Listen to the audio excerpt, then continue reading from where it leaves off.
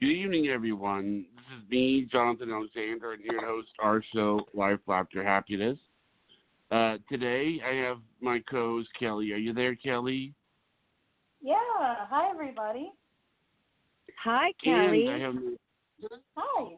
co-host, Barbara. Are you there, Barbara? Yes, Donna's trying to call. Our guest is trying to call me, so let me get it really quick, and I'll give her the number to call in for the show. Okay? Okay, good. Okay, thank Yeah. you.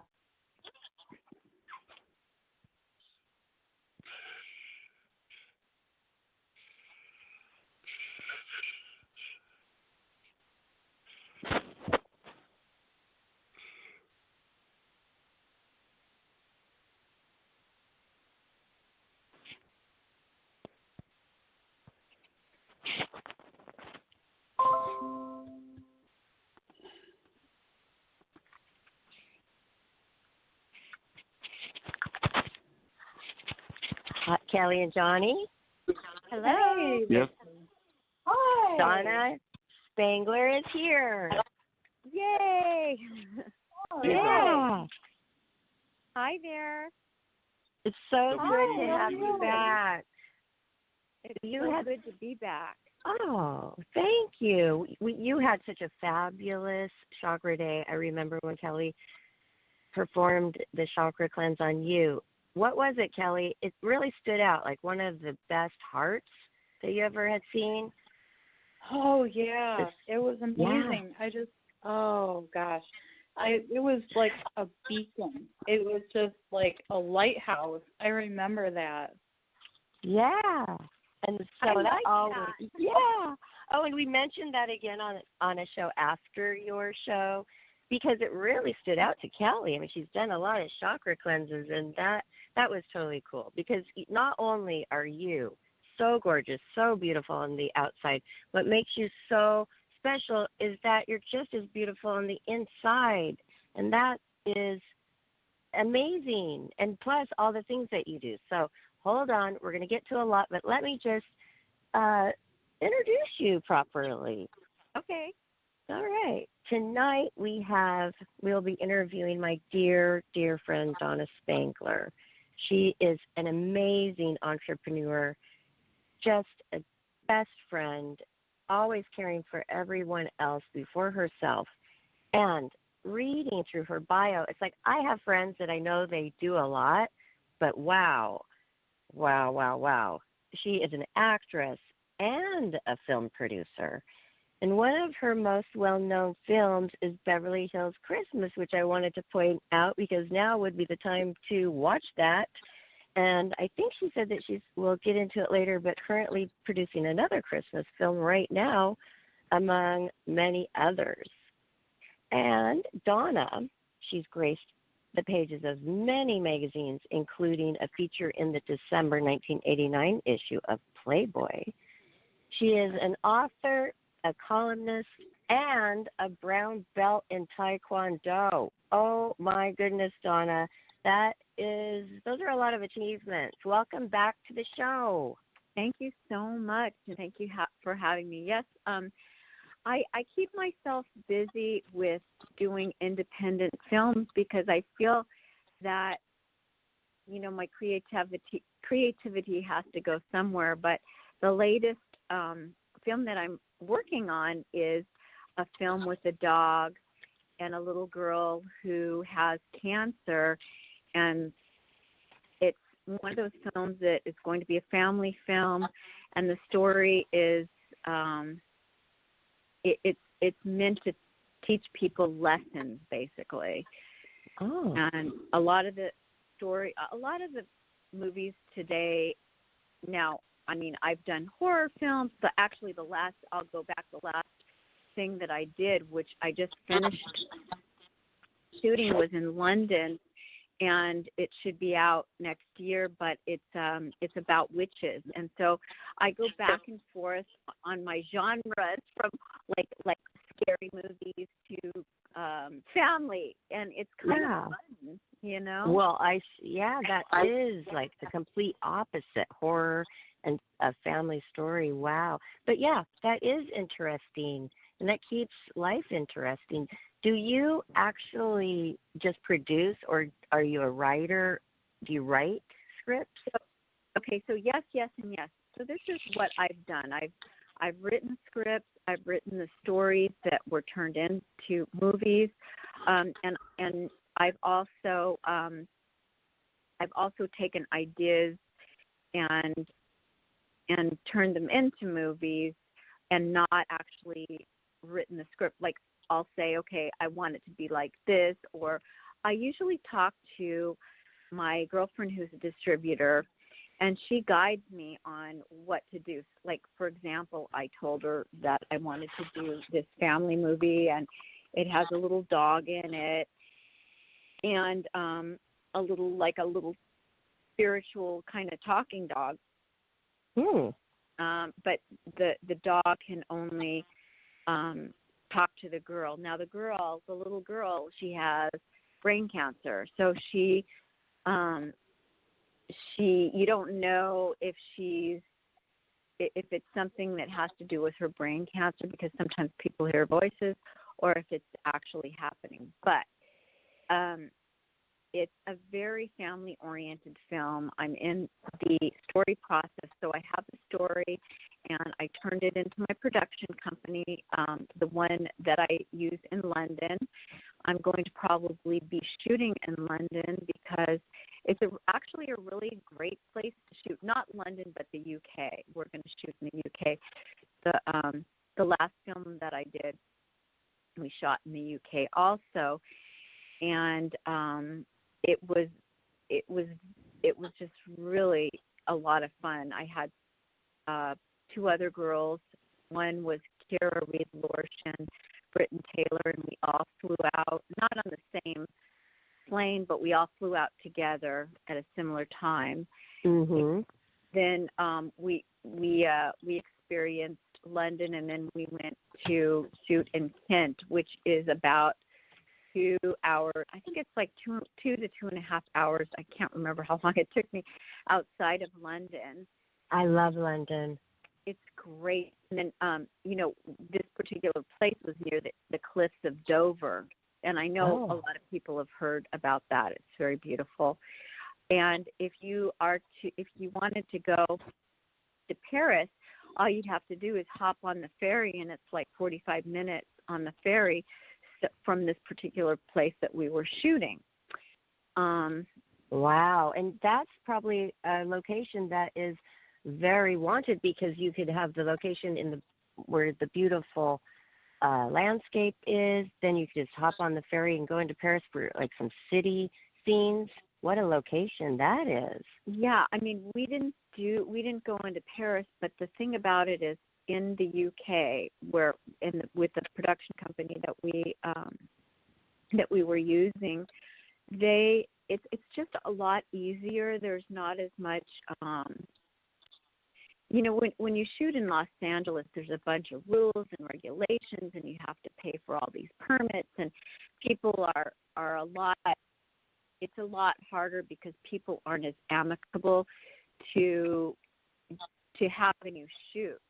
But there, it's like the whole climate of the shooting is a lot different, and it's fun. And if you go, and they have all these different great locations. Like, we shot in a graveyard, old graveyard, where a famous pirate was buried, and it was on land where there was a bed and breakfast that we actually filmed in, and it was the bed and breakfast was a huge, a pretty good size, I want to say mansion, a country house, they called it, and it had, I don't know how many bedrooms, like a lot of bedrooms, and then a nice big living room and a kitchen, and it was really fun. The lady, when we filmed there, every morning she'd wake us up and ask us what we wanted to eat, and she would literally make us what we wanted. She'd serve us. She was the sweetest lady ever. And wow. You know what, when you described that just now, it sounds exactly like my experience. I did a calendar shoot for Ferrari or something over in Bordeaux, France, and the same kind of thing, the bed and breakfast, the whole crew's in there every day, French bread with the egg on top, however you like it. Oh, my goodness. And here we're shooting and we're gaining weight because, I mean, that food is amazing. But that is so cool to be able to actually work and enjoy this kind of experience that you're describing. It's a wonderful life, basically. What a wonderful life that you're leading. Well, I'm thankful. Honestly, I am so thankful for everything that I've been given, the opportunities and stuff like that, because honestly, I mean, I know that not everybody is able to do that. However, I've also created my own opportunities. Like, I've made the steps to do it, and that's part of like the positive thinking thing and all of that sort of thing that you like have manifesting. Yes, manifesting. You have to have a goal, and then once you have that goal and you make strides to, you know, put it out there and have what you want coming your way, then it happens. It falls into place. I mean, I didn't know, like, this particular project, you know, I always have to get investors and I have to do this and that.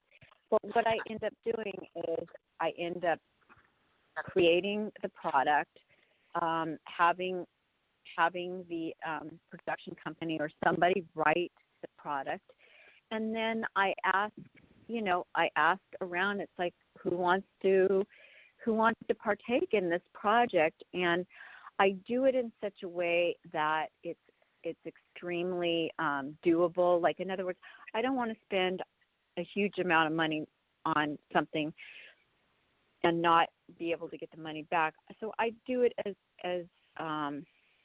cost effectively as possible, and everybody knows that when you do that, you have more of a chance to recoup in this climate, because a lot of the big studio films, like, a lot of them don't make money, and then some of them make a shitload of money. So you just never know. You never know. I have a question. Mm-hmm. Okay. I was reading your bio for tonight, and it said that you were in the December 1989 Playboy show as part of Women of Wrestling. I didn't know. You were a professional wrestler? Yes. I mean, it was more of remember the Glow show? Do you remember that? It was, anyway. Yes, anyway, it was he does. It was a kids show at the time. Like, now the girls that do the wrestling, it's more adult oriented. But at the time, they were characters, and it was more like you're a stunt person than anything else. So we had a little show. We had a show, and it was filmed, and we go around, like, you know, Indiana and places like that. Like, I played the coal miner's daughter, and so we would wrestle against different characters, basically. So it was more like being a stunt person, and for the kids. So I cannot say I was a professional wrestler per se. But it's like an entertainer too. It's athletic. It's athletic. I was, isn't it? I was absolutely athletic and absolutely an entertainer. It was fun. It was one of the things that I did in my life where I said to myself, "Oh my God, I can't even believe that I did these things." Like, basically, I was, you know, being thrown around, and it was fun. And we'd go and we'd meet kids, and we'd, you know, just do our thing, our little shows. And I didn't even know that you did that. That is so fun and cool. But yeah, you know, you are tall. You're pretty, you know, you're above average in height, but you're not like some big burly. I mean, I can't imagine you get thrown around. I would like to. Where can we see this? Can we find this anywhere? Like maybe on YouTube? I don't know. You probably can. Oh gosh, just look under POW, POW, Powerful Women of Wrestling, and you might be able to find something. And Donna, the coal miner's daughter, you might be able to find some stuff. But remember, that was before the internet, and I'm sure I know they have videos up from then, but they're not, real sharp because they're taken off of whatever. They're taken off of like probably VCR or something like that. Or even before that, huge. Remember how big and huge they were? And the production companies would give me these huge tapes, and then you'd have to take it and go get it edited and spend all this money to get a reel. Things are so much easier. I went on YouTube and looked up all of the shows. Pretty much, I didn't find a Charlie Daniels video, but I found all these old country music videos I was in. It was like, oh, wow. Because they're on like these formats that nobody has machines for anymore. And for us to be able to go and find that footage in those archives, that's fun. That's really fun. It is fun, Kelly, and it's do you fun. have any questions? What? Do you have any questions, Kelly? I'm fascinated. It's like you have, been there and done so many things. It's like, wow. And you're talking about that wrestling right now, and it's like, I can't imagine being thrown. I'm like, is it something that you practice so that you don't get hurt? Yes. Okay, so what we did, and I just have to say, I've been through so many lives at my age, but what I did was I went to training, and there was, I forgot the name of the girl who trained us, but she was on Glow, and she, golly, it's been so long. She trained us, and we literally had to learn how to flip and fall and different movements for the wrestling stuff. And let me tell you, it was kind of hard, It was, I don't even know how I did it, to be honest, because I was so excited about being a performer, basically, that I'm like, okay, yeah, I'll do it, not even thinking that, I could break my neck or I could have some weird thing happen. But no, we don't think like that. You don't think like that when you're young. You just go for it, and you say, hey, I can do anything. And even if you can only do it a little bit because you want that, that's what you're there for. You want it to be an actress, a model. So an opportunity comes by. You're not the type that would be afraid to, no. try it. Right. And did you have to go on an audition? Did you go on an audition for that? Well, actually, no, because I had, like everything in life, I had a girlfriend, and she was on Glow, and she played the farmer's daughter. Her name was Trudy Adams, and she actually was, she was friends with the producer of the show, and I said, hey, I told her, I said, I'd love to do this. I said, because I asked her, I said, you think I could do it? And she's like, yeah. And so she asked him, and then, and at the time, I was a Playboy model and stuff. So I think it was kind of it was one of those things that you don't even think about. You're just like, okay, I'm just going to do it. I didn't even, if I thought about it, doing it today, I probably wouldn't have done it because,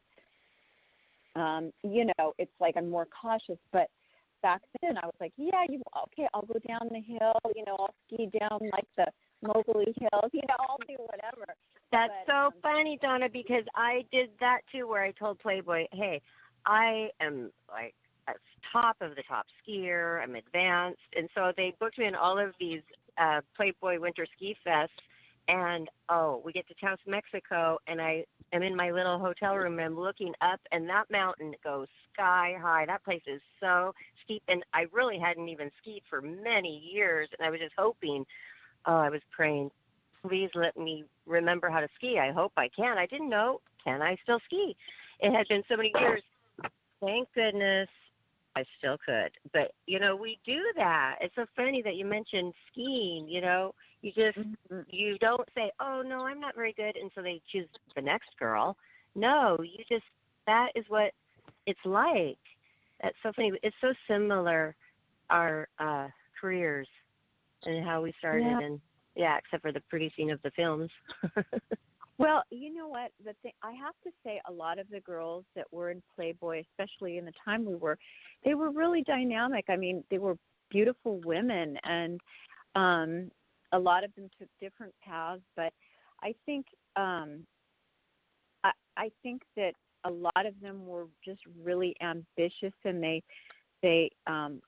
enjoyed what they did, and they tried to find different avenues to keep their stuff going, and I like that. It's like a lot of avenues. I wanted to ask you, since you're so much into producing things, back then in the late 80s, early 90s with Playboy, they seemed to have such a huge budget. We were flying all over the world and doing so many events, and they've done a lot of cutbacks, and I think they even have like 2 centerfolds per. I don't even think that they come out once a month anymore, but it's just like really different.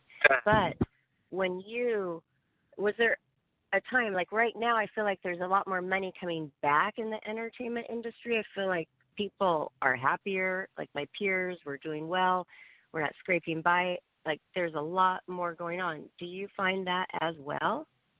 Well, what I find, or what I've found in the producing of the movies that I've done in the independent market, which is a lot different from the studio market, that it helps. The playing field is a little bit more level because independent producers have more options than they did. Because honestly, in the time when I was, in entertainment industry, it was a lot harder to break into certain fields. Now, not impossible, but right now I feel like there's just, there's Disney Plus, that's just a new streaming thing. Now, that's going to be a high-end kind of thing, and I'm not sure if they're going to open up their venue to independent producers. But I'm just saying, and like even AT&T is opening up a service, or just a lot of different services like Tubi, and which is a free service. And as you know, there's oh God, what is it called? Roku. Yeah, Roku. Apple. Netflix. Amazon Prime. Although Amazon Prime, they used to pay a lot better, but now it's like unbelievably low for independent producers, which it's not happy to know that, but wow. I have a question. It's like that's interesting. Yes. Yes. I have a question.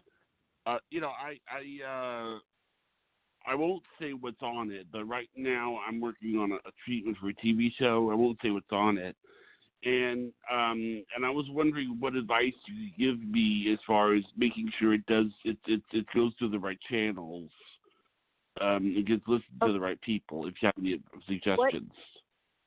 What genre is it? Like a game show, right, Johnny? Like a game show. Sort of. Game show? Yeah. Something like those lines, yes. No. Okay, I have to, let me think now. Okay, so game shows, I don't know, to be quite honest with you. However, I can tell you that like horror and sci-fi and supernatural films, those are a little bit easier to place because there's a broader, there's a niche market. Now, there is for game shows. I just don't know. Like, I wouldn't, if you asked me, where should I take my game show, I wouldn't know where. I would say it's more of a game show / reality TV show. Would you both agree? Yes, it's with celebrities with contestants. So I would say, but it is a game show. I mean, they are. Well, It's a competition. No, it's not a game. I'm not going to give it away. It's not a game show, actually. It's a competition. Okay, so I would look. What I would do is look at all of the shows that are similar, like competition shows, like even any kind of competition shows, and see where they live. And you can do that by Googling, competition shows, okay. and then you see, okay, for example, just say hypothetically, there's the game show network, say. I'm not even sure about that, but, you know, you find out, okay, they have XYZ shows under that. You can go just do your research online, because you can learn a lot online, and you need to kind of check and cross-check. So just do game shows, reality shows. Like if you go on the internet and you find out where those shows live, basically, then you can see what they're doing, and then you can see where you can pitch it, basically. And also, if they, you know, that's the best advice I can give you. I'd have to research it more to help you further. Yeah. Thank you. But Donna, how did you ever learn how to be a film producer? Did you go to film school? I mean, how did this all evolve for you? Well, strangely enough, way back in, like way back when, even back when I was doing the wrestling show, I get together with my friends and we try to do little projects, and I'd help out with different things. And, I just did it by learning hands-on, basically, and hiring. That's a good way. Yes, you learn the most by doing it, basically, whatever it is in life. But you have to basically do it. You have to experience it. You have to learn from making mistakes and trial and error. Because I remember my first feature-length movie called Space Girls in Beverly Hills was shot on some kind of a big video, and since then, you know, the technology is far surpassed. But that's when people were shooting things. Movies were traditionally shot on film, and now, you know, everybody's gone digital, thank God. But so much easier. But back then, I shot it on a video format, and it was like a labor of love. And I got friends together. I begged, borrowed, and steal to get the film done, and it ended up costing me more. Sabrina Perry. What's that? Sabrina Perry. Oh, Sabrina. Okay, so Sabrina actually was a friend of mine, and she, I haven't seen her in a long time, but I met her later after I shot the film. So we actually added her part in there, and it kind of brought the film together. It was really, it was actually fun, because I shot her part in my living room I think it was shot on a green screen. I made my own green screen, and then we used her little kitty, I think it was. Oh, golly. And, I've had her on before. Before. It was interesting. She had, before Barbara and Kelly were around, I had them on. There was she had a reality TV show called Don't Call Me Paris, just got an eye, because people compared her to Paris Hilton. And she actually would be good if I could bring it back on. We've also had Cara Reed on. That was towards the beginning of the show. I had her on. But it's just that I'm sorry, what did you say?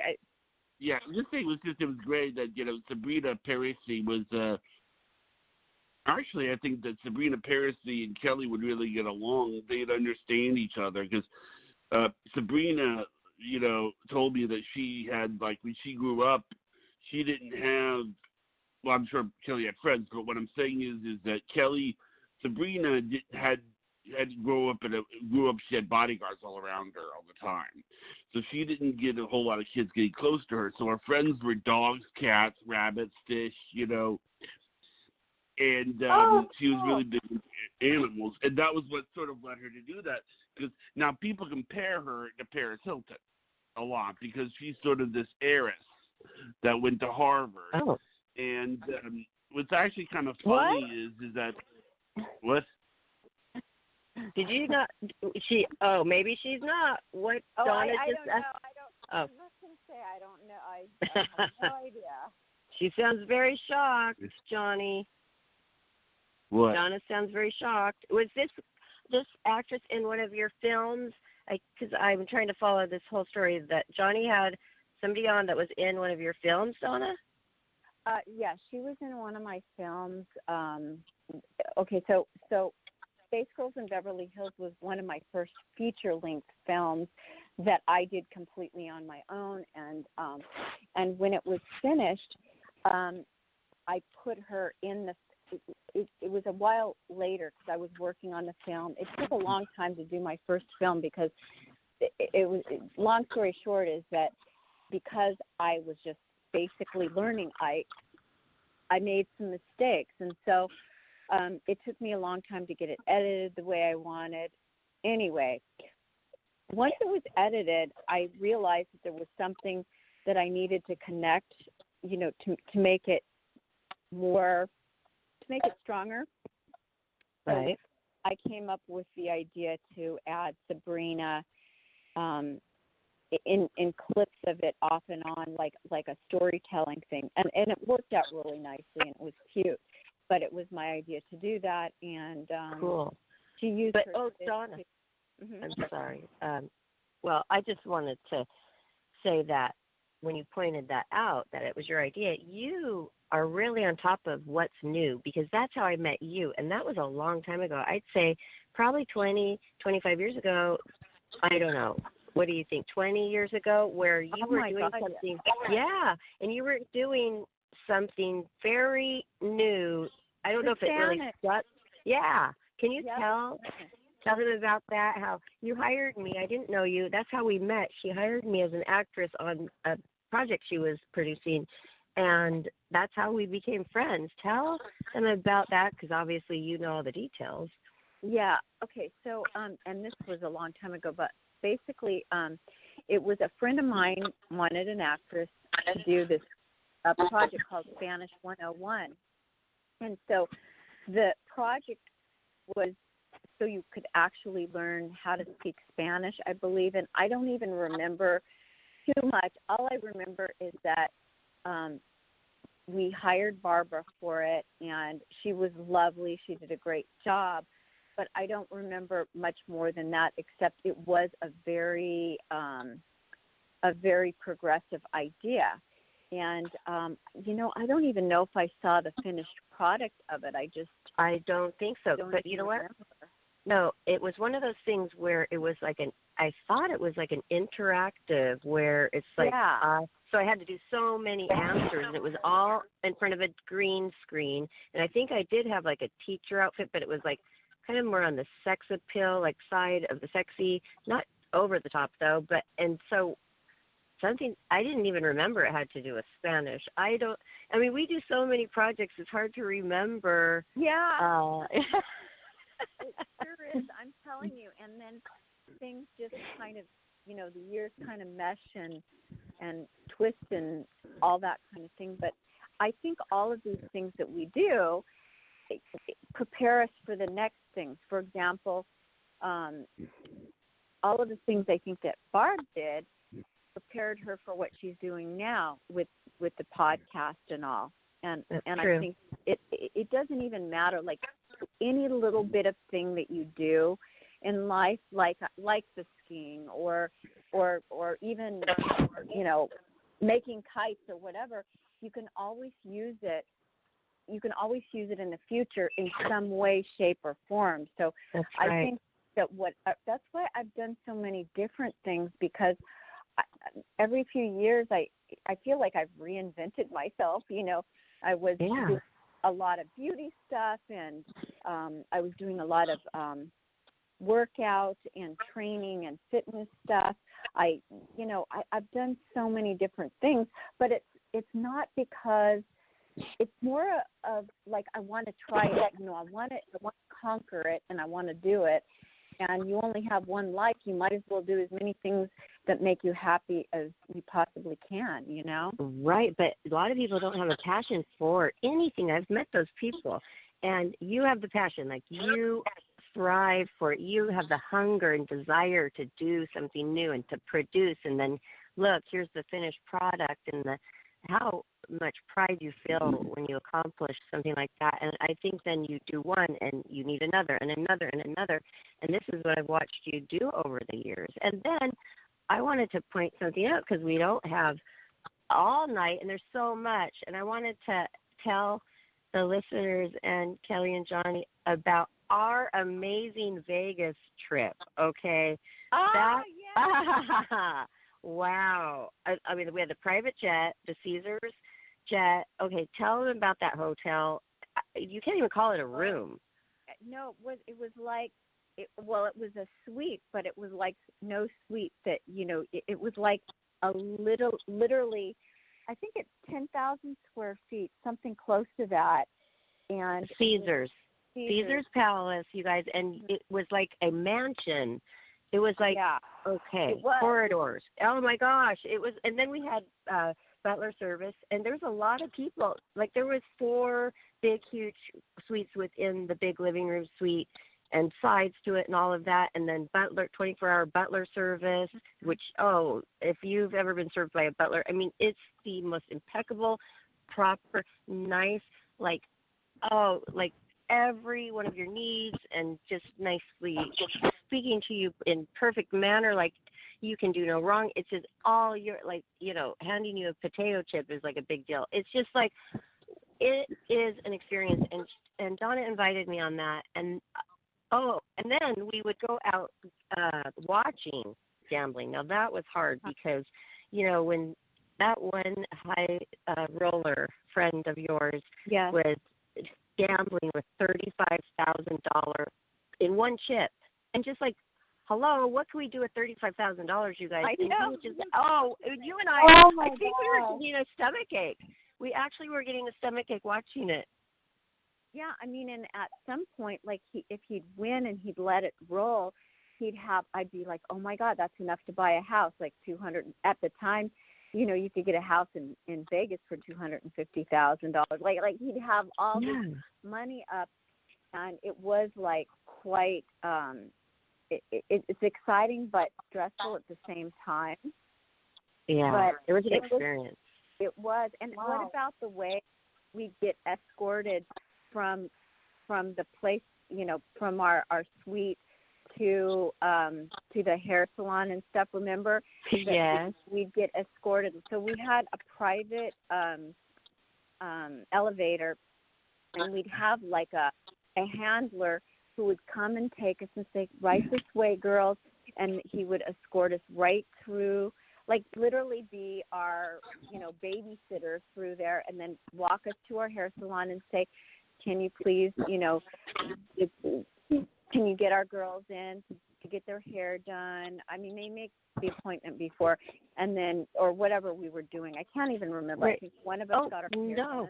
Oh, we did it all. And then, not only that, so I brought Priscilla, and she was only 5 years old, and they had the professional babysitters in uniforms coming. I mean, $250 an hour for this babysitter, and they take your kid and do all the fun stuff around Vegas and take them swimming.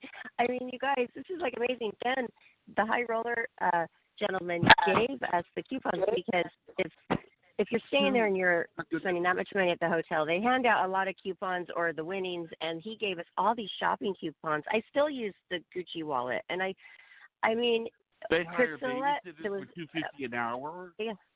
Yes, and he gave Priscilla a $1,000 coupon to go shopping at Caesars, and she was the best dressed kindergartner. I mean, the sequin dresses that were just like play dresses with sequin. Kelly, it was so funny, and like all the high-end boots she had, and thank you, Donna. Thank you again for that amazing trip. It was nice. I mean, it was so nice being with Barbara too. Like, we just got to hang out and have, the best food and the best treatment, and it was fun. I mean, it's like, that's not everyday life, obviously, but it was like fun to go there and be in another world and get treated like a princess, and have an experience, because there's only one thing in life that you have that you really take away with you, and it's the experiences that you remember that you can appreciate when you're, when those experiences are done, basically. Yeah, and you said that earlier. You only have one life, so let's go for it. And I love that about you.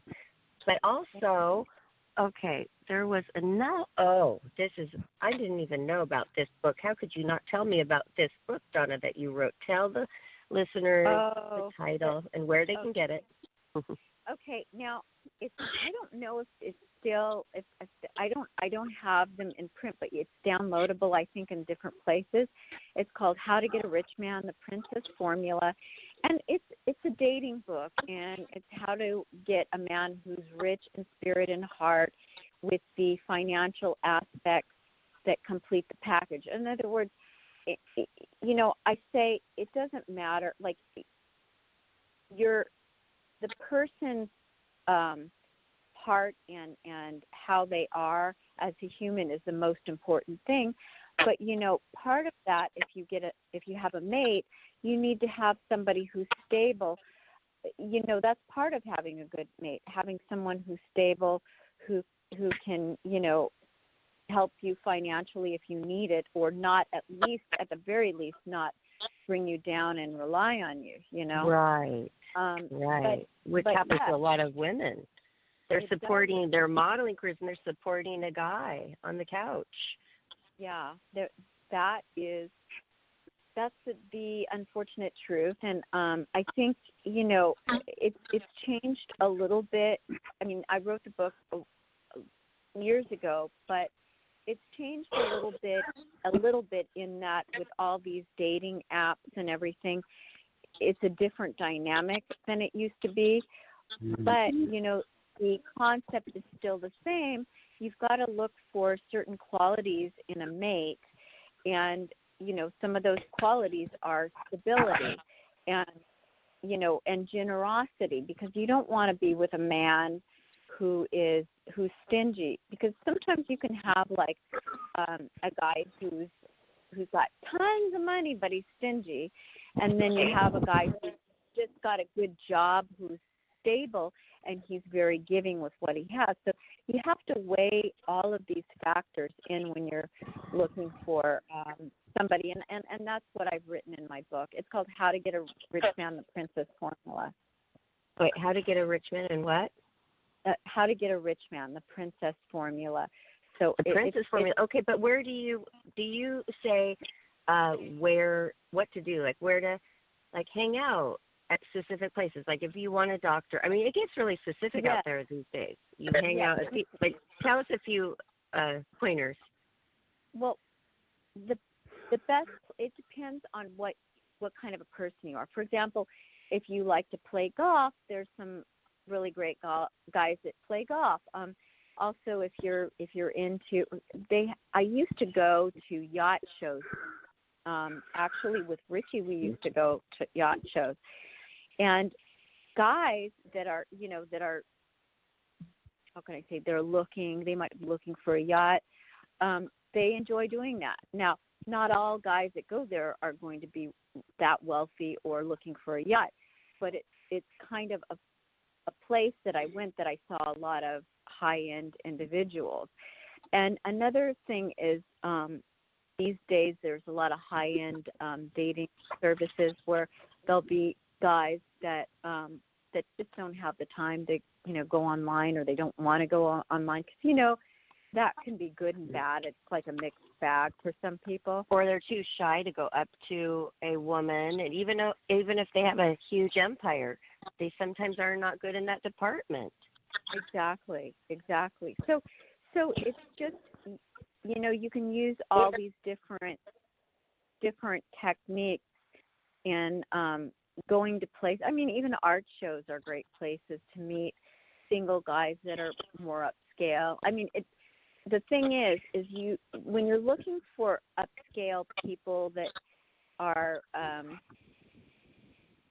if you want a potential date, especially a potential person who's financially secure, they're probably going to be seen in places that are more cerebral or looking for even some high-end car shows and stuff like that. But you can even meet a guy. You can meet a great guy at a bar. It just is all depending on a lot of factors. Yes. Putting yourself out there is very important, and also networking through people that friends of yours, and that's always a good way to do it. So, and I know opposite ways too. Like, so I have friends that the money aspect, it doesn't matter so much to them. They just want to be comfortable. They want to have enough for a couple of vacations throughout the year, and they like motorcycles, and they want a motorcycle man, and that's what turns them on. And I have a friend that manifested that quite well, and she's super happy. And so you could do it with any kind of the type of man that you want. So why would you don't let yourself fall in love with the deadbeat. Like, don't go the extra step. Don't go on a second date. Don't, care about yourself, because this is your future. This is the rest of your life. You might be with this person. And why not get what you want? It's called like manifesting, basically, isn't it? Yes. I remember there was a guy actually talking about motorcycle guys. He was a TV producer, and he had a beautiful big house in the valley. I can't remember, just in one of the very nice parts of the valley. And he was into motorcycles. He would, he had like these nice, beautiful Harley Davidson motorcycles. And as we know, they're not cheap. It's not a cheap cheap hobby as a rule. But you have to just figure out, what is it that I like to do. Some people like to do physical activity, and some people just like to do luxury trips or wineries. You have to kind of go with what you like and what you enjoy, because ultimately, let's say you go to a golf course or you go to a yacht show and you don't like yachts and you don't like golfing. It's not as strong if you meet someone that's their thing.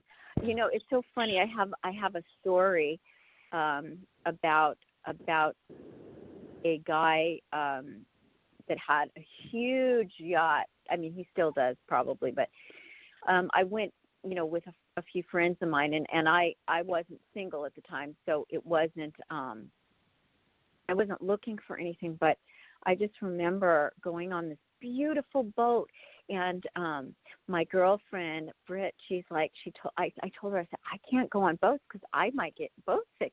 She's like, okay, well, I'll talk to him about it, because she wanted me to come, so she'd feel good secure about going. And I'm like, okay, but I don't really want to go because the boats and this and that.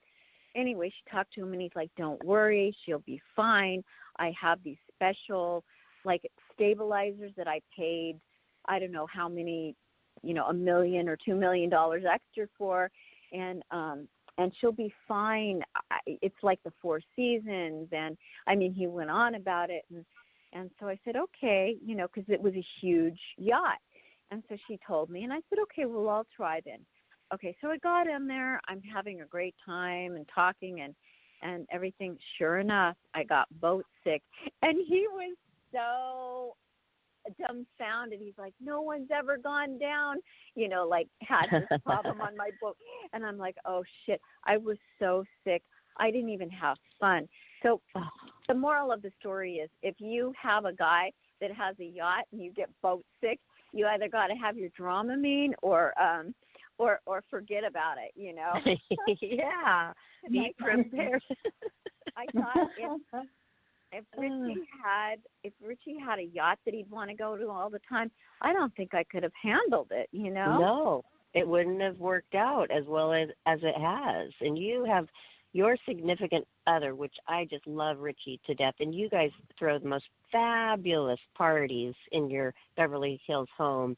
And those I always look forward to. And when I was gone in Arizona for those 2 years, and you would always invite me, I was always so disappointed, that I couldn't make that. But now I'm back, and yeah. And you know what, you guys, Donna is so sweet, because she doesn't know if somebody, she knows that I'm a single mom, and maybe I don't have a place to go. She invited me to Thanksgiving, and also this Christmas tour home. And I just think that is so sweet. And I mean, that warms my heart, Donna, because there were years that I was alone and nobody invited me anywhere. And I was really sad and depressed and away from family. So that really meant a lot. Thank you. Oh, wow. I mean, I would always want you at my house if you know, like, if you ever want to come for a holiday, you know where to come. I mean, thank you. That makes me feel so good. Well, you're a doll, and I love you, and you're like one of those gals that are right there. So, without getting too mushy, I love you. You're perfect. Oh, and you are too. And you know what? You were there, you know, when I first started with Life After Happiness, and we're looking for exciting people for Kelly to do chakra cleansing on. You were right there. You were just like, without a question, if you're, you know, doing it, I trust you, and like no questions. And you were right there for me. So that's a true friend. Oh, thank you. I appreciate that so much. Thank you so much. But that's much. also a doer mentality. That's not like, oh, well, I don't know if I'm prepared. Oh, well, you know, I maybe, you know, down the road. You're always ready. You're always prepared, you know, and if it's last minute, but that's sometimes when the most exciting connections happen and things happen. You touch somebody or you meet somebody that can lead to something else. And you were saying this a lot tonight about how, you know, just you got to get yourself out there and you just have to try it. We only have one life. What do you think about that, Kelly and Johnny? You know, the way that she lives like that. I love that. It's amazing. You know, actually, I will tell you this. Yeah. I was going to say something. Your friend, one of your friends that got married, Jill St. Mark's, I was on the phone with her one time, and I said, and I might have said this to you the last time you were on, but I'll say it again. I said, you know, Jill, I mean, you're amazing. You move a mile a minute. And Jill St. Mark says, if you think I move a mile a minute, my friend Donna Spangler, she moves 1,000 miles a minute. She did. I love her. Cool. She was in Space. She was a star in Space Girls in Beverly Hills, and she did a kick-ass job playing the bad girl. Oh my God, yeah, she's an amazing girl, also, for sure. Cool. Well, you guys have a little bit in common with people that you've worked with. That's a small world. It is. I'm telling you, it's just like you have to just realize we're all connected in this world. And even like if you go, sometimes I've gone to different countries and run into people, you know, just out of, it's just like weird coincidences. It is really weird. Listen to this weird one.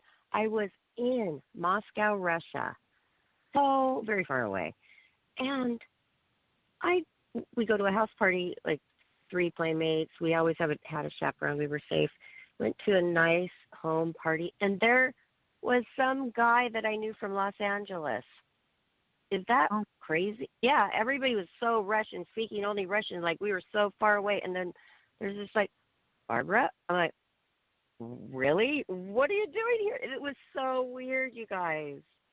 Wow, that is interesting though. You know, it's just like you never know in life. You never know what kind of energy and people and stuff you're going to find, basically. Yeah, and you know what? You were saying that everything prepares you for another thing, and I think being on this show, doing this every day and being so social and getting out there and talking so much and having conversations with Johnny and Kelly and all of our guests and listening to people, that has changed me for the better. I feel more confident in life. Wow, that's amazing. That's just wonderful. I'm so glad to hear that. Thank you. Now, I want to post, I was hoping you'd post the link on my Facebook page, so feel free to do that. Somebody. Oh, we will. Yeah. We will. I was driving today from LA to Huntington Beach, but I will make you a special, really beautiful promo with your photo, and we'll splash it. And Kelly does what we wrote up on you, we have written it up, and she puts that on all of our social media, and then we'll also put it on yours. So like we did before with the chakra cleanse, you liked what we did, didn't you? Oh, yeah. No, that was so much fun, actually. That Mm-hmm. was. I'm glad to be able to participate again. It's a lot of fun. Yes. Well, before we go, tell us what you're currently working on. Okay, so the current project is a Christmas film. I don't have the title yet, but it's about a dog, a little girl. The little girl actually has cancer, and the dog is like a magical talking dog that helps her through it all. And in the process, there's a couple of kind of not so great characters. That a girl by the name of Tiffany, who was a mean bullying girl, but she turns around. Like, in other words, she goes from a nasty girl to like understanding her nemesis, Sarah, who is a like really sweet girl with the dog. And it's funny too. There's you'll laugh and you'll cry. There's some sad moments, but it's one of those things where it's a happily ever after. So the bad things that happen turn around. Life lessons that you learn from watching these people's little stories. Oh, I can't wait to see it. Is this completed? No, I'm in the story process, and it's going to be, actually I submitted my story. So what I did is I wrote a story. It's kind of like, actually, I used to watch a lot of Disney films, so it's kind of like I got inspired from that whole genre of family Disney films, and I wrote the story. It's a story, and then I sent it to my production company in London, and they're going to write the script once they shore it up, and once I say I'm 100% with everything that's been written. So they're going to go and make on the story, and then once I say yes, I'm happy with the story, we're going to write the script on it. I'm sure that you had this planned to shoot during Christmas time, so you had all of the Christmas backgrounds for it. That's pretty smart.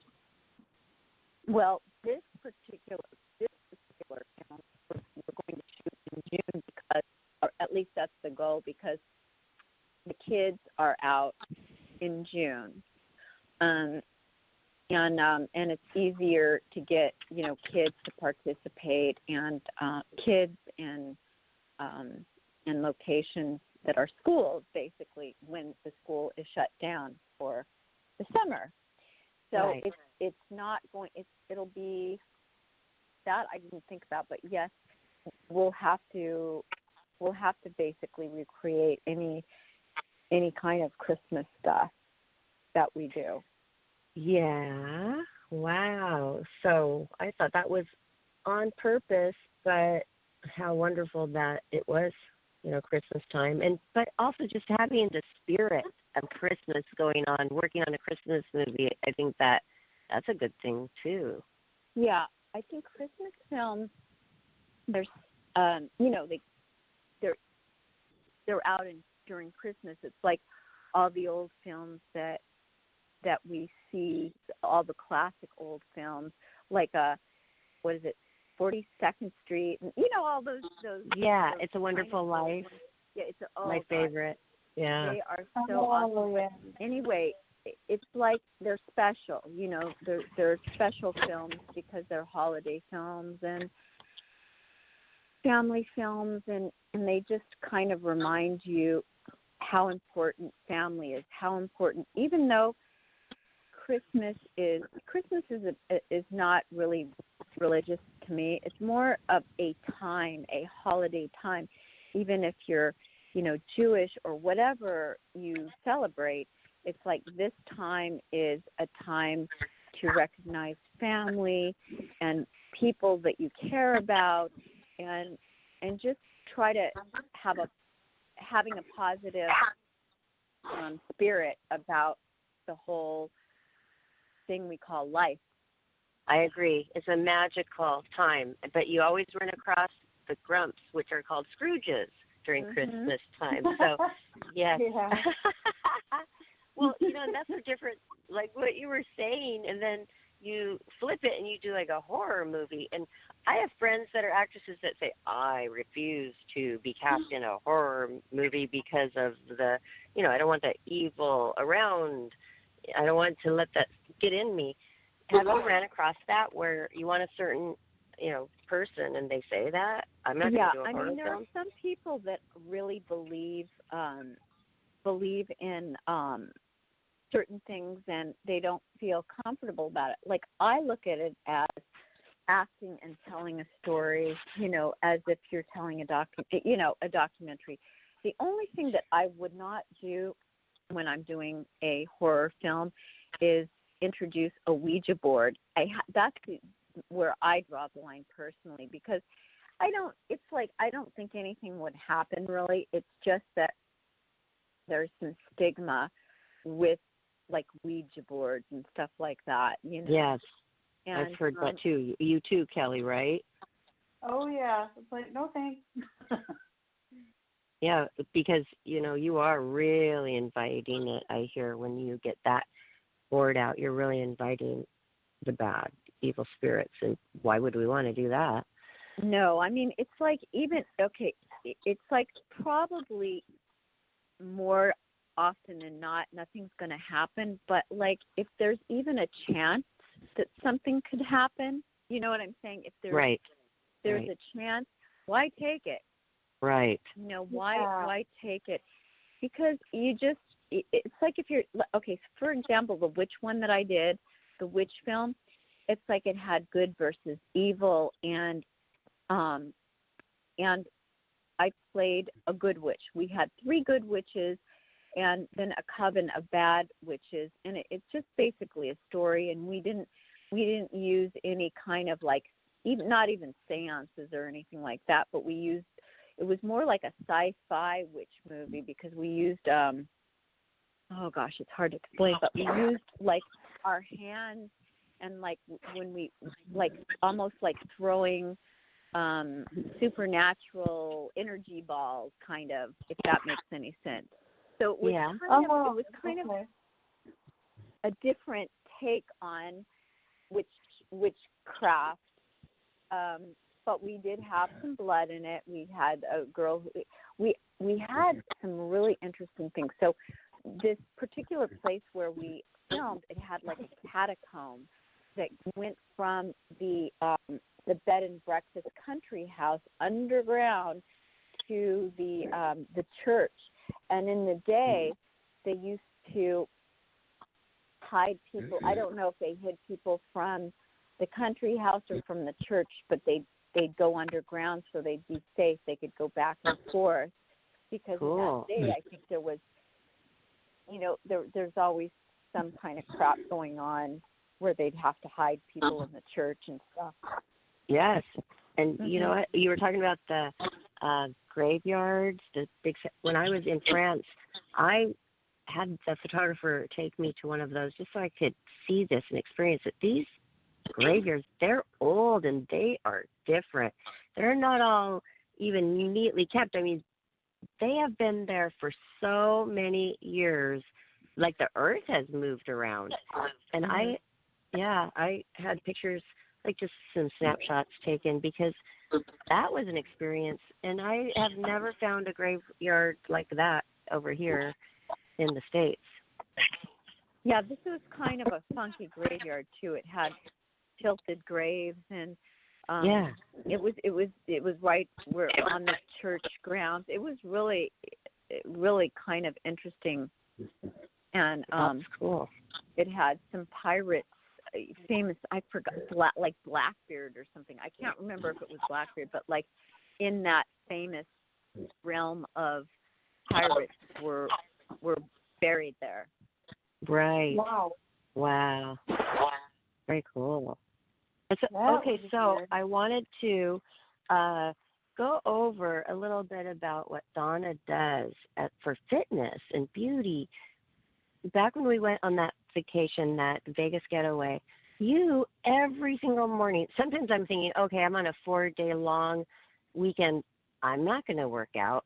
And I'm bad like that. But she never goes a day without her cardio or her workout, and her body is showing this, and it's so perfect. But how do you maintain that discipline to say, nope, no matter where I am, every day I need to get on that treadmill or whatever they have around to do?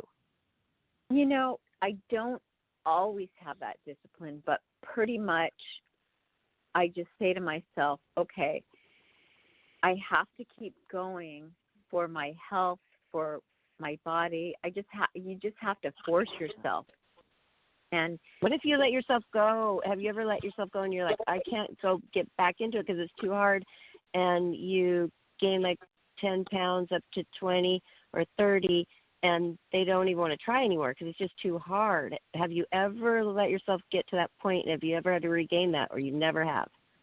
Okay, so when I was actually in my 20s, I got to a place where I had a boyfriend, and we'd make ice cream, like homemade ice cream. And I was eating ice cream all the time. And I oh my gosh, I don't remember how much I weighed, and it wasn't like I was normal. Like if you looked at me, you'd be like, okay, she's not overweight. I wasn't overweight, but for me, I was overweight. Like I could not. I hated it. Like I couldn't stand having my thighs be the way they were, and but you can't wear most of your clothes when that happens too, and it's sad because you're like, oh my gosh, I really would like to wear this, and I used to look sexy in it, and now I can't. And it is like you kind of start to feel a little trapped. Like I got like that when I was in Arizona because you get depressed, and then pretty soon you're feeling a void. And, well, in your case, it was like you had a boyfriend that made you homemade ice cream. But, but, that can happen. Yeah, but I'm anyway, so sorry. After that was short-lived, and I freaked out on myself. And I said, I can't allow this to happen, because once you get over the threshold of a certain place, your body actually gets stretched out. Yeah. So, I mean, if you have it happen when you're younger, it's not as bad. But, like, as you know, if you see these workout shows where they have people that are huge, it's a lot of work. And once they do lose the weight, they have to have some sort of surgery because, truth be told, if you are a big person and you lose a lot of weight, then you have extra skin. So if you let yourself go too much, you go beyond the point of having your body stretch back into, get back into shape. Those surgeries are not anything easy. Those are intense, where they cut the skin off and they re-sew it, and it's like, people die from that surgery. It can be dangerous. It's horrible. I mean, and let alone, the person doing it has to work very hard. Like, literally, you have to work so hard in order to get your body, I think your body has a memory. Like, mine is pretty good because, I keep myself at a certain weight. I might gain 5 pounds or lose 5 pounds, but basically I have a place where my body likes. Now, if you go over and under that, like, in other words, if your body stays in a fat place, and I'm just saying fat for you, like, let's say you gain 50 pounds or 30 pounds, and your body stays like that for a while, then it's going to be harder for you to get back. But if you gain 30 pounds, say, and then you just get on the stick and say, I can't live like this, and get right back down, then it'll be easier on you. The sooner you get back to a better body weight, the better. And it's not only the weight. It's not the weight. It's if you have a lot of muscle, for example, some people try to gain weight, muscle mass and weight, and they look great. It's more a matter of, if you see your body changing and, your stomach is hanging over, or you see your body, you can feel it and see it, or you have extra fat, as opposed to if you just have muscle. Because I was probably 10 pounds heavier than I am now when I was doing the bikini fitness contest. But I looked great because it was all muscle, and I was all kind of chiseled, Oh, yeah, and it weighs more. So people actually should not look at a scale when they are at that point, because that doesn't matter. I never do. It's like how I feel, how I look, and how my clothes fit. It's not like what the scale says. Mhm. Yeah, it's more of like your body fat. Of course, we as women need some body fat, but I'd say, well, yeah, guys like that, and you know what? They do. It's like you don't want to be like bony and. No, God, no, they don't like. Nobody likes. I mean, look, if you're bony, you can gain weight and all, but the thing about it is, it's good to be a healthy weight, but do your exercise, do your cardio, keep your muscle mass, because as you get older, you lose muscle mass and you lose bone mass, and those are two very, very vital things that you need in order to be a healthy human being. Donna, can you get the muscle mass back? You can, of course. Okay, so that's good. It's not like you lose something. Well, because in the bones, I don't know, once that's gone. Bones are more, you can, what you should do as we get older, and I've lost bone mass before. Now, anyway, long story short, the reason I started lifting weights is because I was losing bone mass, and I wasn't fat. I was thin, but I wasn't nicely thin. I was not the way I wanted to be. So I started doing the weights and building my bone and my muscle tone and everything like that, because when you lose bone mass, that's not good at all, because they can crack and break and all this kind of stuff. So, yes. Well, the reason I'm leading up and asking you all those questions about that is because you write a column. And are you currently writing for Rouge in the UK? I'm not doing that anymore. I did that for a while, because I'm doing my independent films and my other stuff. I put that to the side.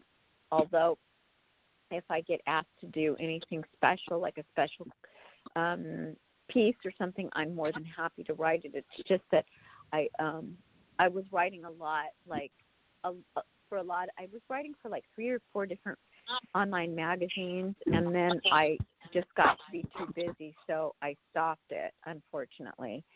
Right, but it's still there. It still can be read. And do you post that? Because tell the listeners, because I know we're wrapping up. I told you it was an hour show. We've gone over a little bit, and I hope that's okay, Donna, but we have a lot to cover with you. Okay, so tell us, where you are on social media that you want people to seek you out. I know you have donnaspangler.com, which is a beautiful website. That is my website if you want to learn, more. And also, if you just Google me, I have an Instagram, Donna Spangler. I have a fan page, and Donna Spangler, and then I have a personal page, which everybody can go on there and see as well. I'm trying to. It's good to get a lot of likes and follows on the fan page. I recently started that. And, that's fun, because you can make that completely different. You can have your regular Facebook page, more family-oriented, which I do, and then I post pictures of my daughter. But on the fan page, that's more sexy, and that's more, no pictures with her. So I like that Facebook is offering that. I'm enjoying it. Yeah, I like it too. And also another thing that's nice is if you want to do, and this goes with Instagram also, they have the live videos, and everything just kind of changes and stuff. But I'm glad that, you can post to Instagram and Facebook at the same time. Me and, too. And Twitter. Twitter connects with one of those too. And yes, it's because Kelly and I, we handle a lot of handles, don't we, Kelly, with our own then the Life, Laughter, Happiness. I counted them up between all of our, now I can't remember the number, but she has all of hers, then the Life, Laughter, Happiness, and we all work as a team working on all of this. But it's important these days. You have to move with the times if you want to be successful. But it's fun. I like learning new. I like learning everything new and moving with the times. And it's a lot easier. Don't you think, Donna? It's like a lot easier having all this technology. Yeah, I really think it is. It's different, and I enjoy it actually. But it keeps you busy. Yes, it does. Wow. Well, you've had so much longevity. You are like the poster girl for longevity as a model. And then you're an icon, and you are an inspiration to so many that, look, you can be a film producer if you put your mind to it. You can be a columnist. You can do so much. If you make goals, like you said, you've got to have a goal. And then if you have a passion for something, there's no reason why you aren't successful at it. You will be. I agree. A living example. You are a living example of that. Thank you. And I think anybody that wants to do something and puts their mind to it can do it. I truly believe that. You know, you just have to say, hey, this is what I want to do, and I'm going to find a way to do it. Well, how did you grow up? How did that get instilled in you? Your parents, or tell us a little bit about that. No. Okay, so this is very interesting. Actually, my parents are very, I hate to say it, but there's some level of negativity to my parents. I love my parents, but unfortunately, that's the way they are. So growing up, my mom tried to be encouraging, but it was really difficult because my dad, he's a good man in his heart, but he's a bit abusive because he's an alcoholic, or he doesn't drink anymore. But the whole thing is that he grew up with an alcoholic dad. So anyway, very volatile. It could be very volatile, and just like you don't feel like you know what's coming next. No, it was difficult. But the good thing is that when I was 5, I went to live with my grandma and grandpa. Now, my grandpa was my dad's dad, and he actually was an alcoholic, but really didn't drink anymore because he was too old. And I grew up with my grandmother, who was very different.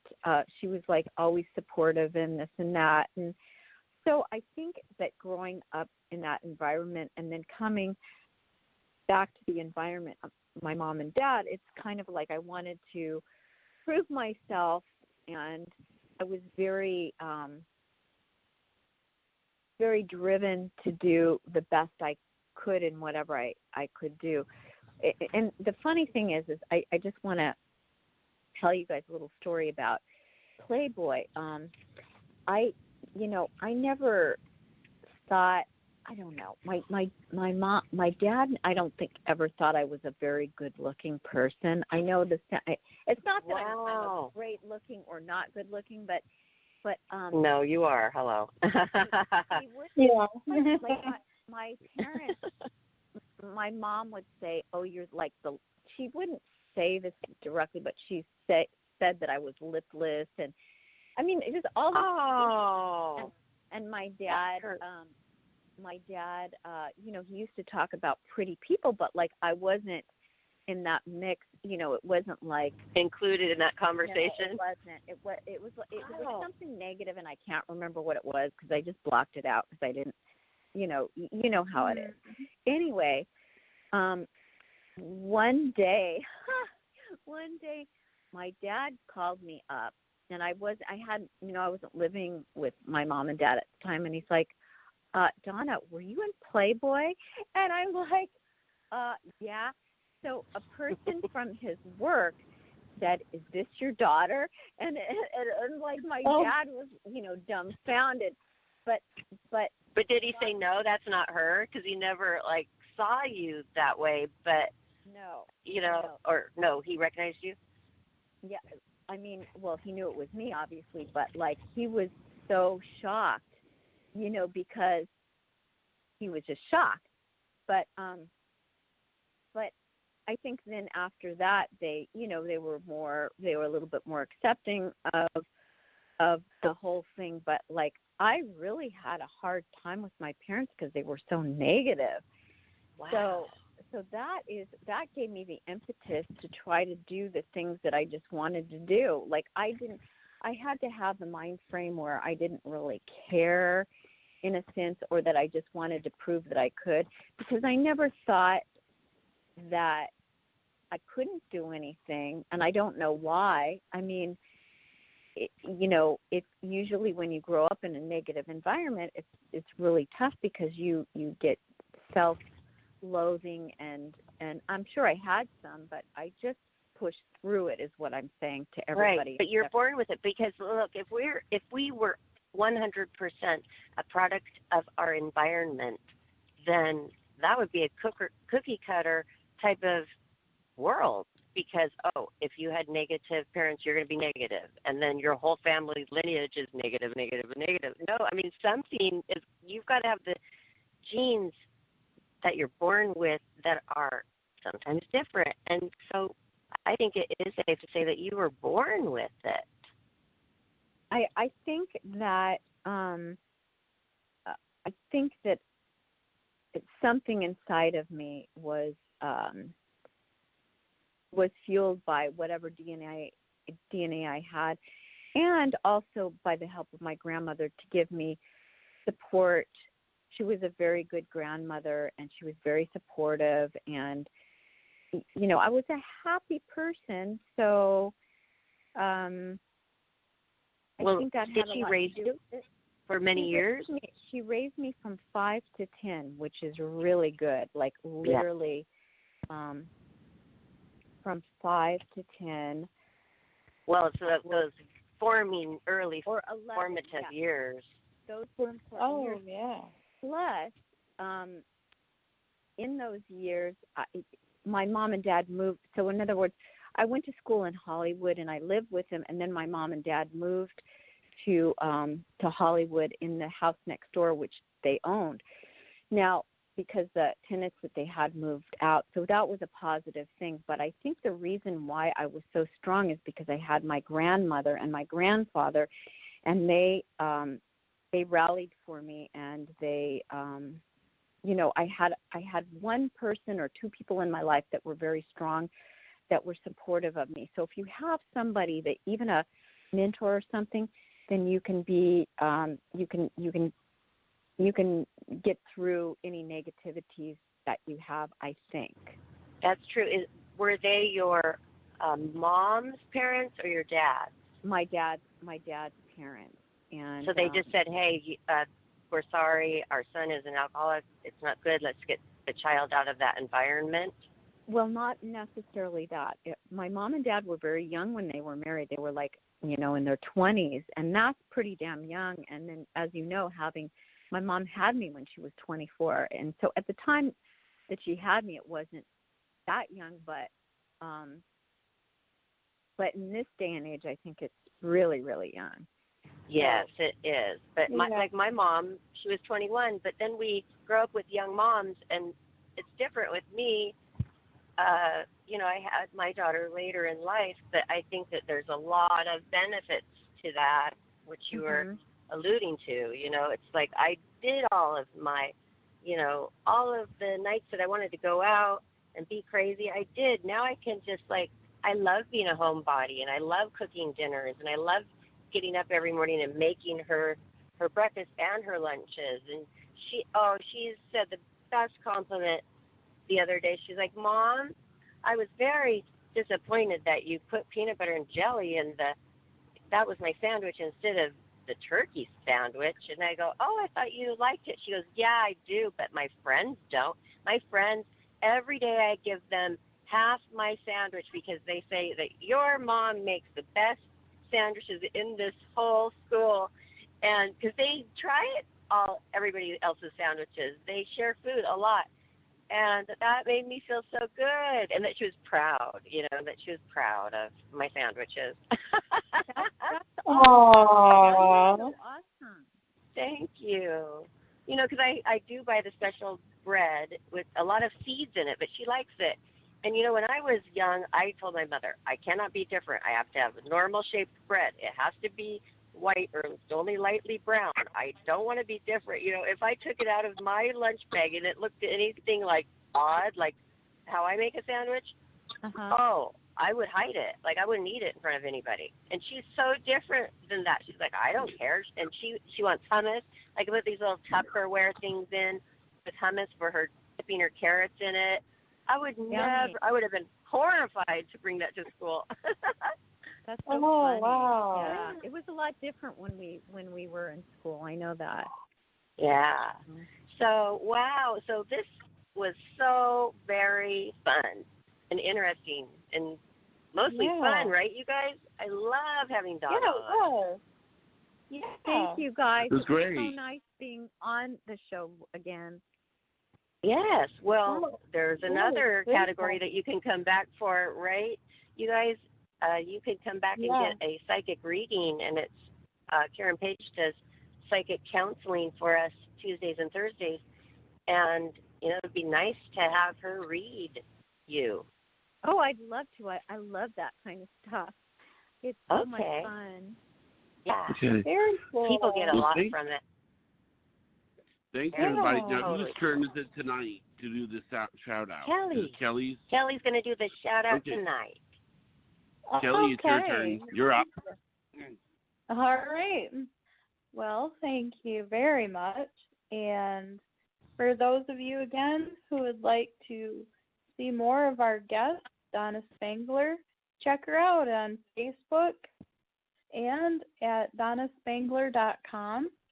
And we would really love if you would come see our Facebook page and come visit us on Twitter and Instagram and follow us.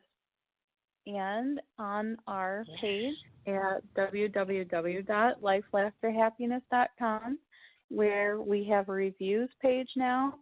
And we would just generally love to hear from you and see what your opinion is on what you'd like to see us do next and what you'd like to see more of. Yeah, that would be fun. Yeah. That would be good to get some feedback about that and what they did like, what they have been really loving. Absolutely. And, if they sign up with their email on the form, we will be sending out a newsletter soon after the new year. So that'll be exciting as well. And we will be doing birthday shout-outs live on our show. So that's something to look forward to. Kelly, we formed a GoFundMe, and I just sent that out on a chat last night. So we need to have a photo shoot produced. And so if any of you listeners would like to support that, we need to get Kelly and Johnny. Kelly's far away in, now I lost your city, not Milwaukee, but Michigan. Oh, I'm sorry. Oh, my God, I was way off. Okay, Michigan, and Johnny's in Florida. So we need to fly them to California. We need to get a photographer, makeup artist, and produce a photo shoot so we have tools to work with to grow even more. So look for our GoFundMe link. No donation is too small. $1, $5, it adds up. Believe me, I know when I fell down the staircase, I really, nothing was too small because it helps. And you know what? We need help. And I think we're growing our community and we're doing a lot for people. So if they could find it in their hearts to give back a little bit, we'd appreciate it. Right, guys? Absolutely. Thank you. Yeah. Thank you. Yeah, and Thanks, we're everybody. working on our YouTube. So if you visit our YouTube, please subscribe and like, and you can find our Chakra Day with Donna Spangler, so you can get connected to that and over 280 other shows, and we're working hard to get those retitled and categorized and a better description so that you can find everything that we have to offer on our YouTube channel a lot easier. So thanks, everybody. Thank you. Well, thank you, everybody. Oh, thank Good you, night, Kelly. Kelly. Good night, Barbara. Good night, Donna. Thank you, Donna. Thank you, Donna, so much. Say goodbye. Goodbye. Love you.